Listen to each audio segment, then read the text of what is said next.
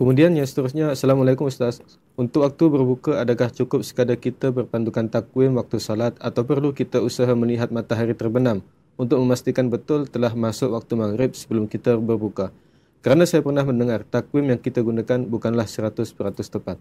Mungkin ada yang tercepat atau terlewat 1 hingga 2 minit. Mohon pandangan Ustaz. Baik, kebanyakan kita memang begitulah.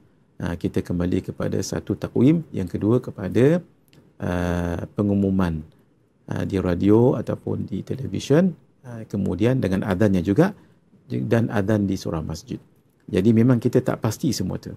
Oleh kerana itu kita ihtiyat. Ihtiyat maksudnya walaupun sudah adhan, kita tengok dulu adhan dalam masjid, adhan di masjid tu tele tak dengan adhan dalam televisyen. Kemudian kita tengok takwim, kita gabung tiga tu, dan biar lebih sedikit tak mengapa. Tu nah.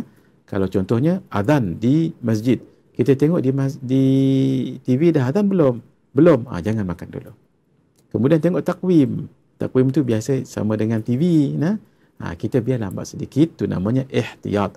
Hati-hati. Takut nanti imam tu terlihat tersilap. Terawal 30 saat. Bukan salah kita, tapi dalam bab batal puasa kita. Imam pun begitu juga. Bukan imam, Bilal pun begitu juga. Ya?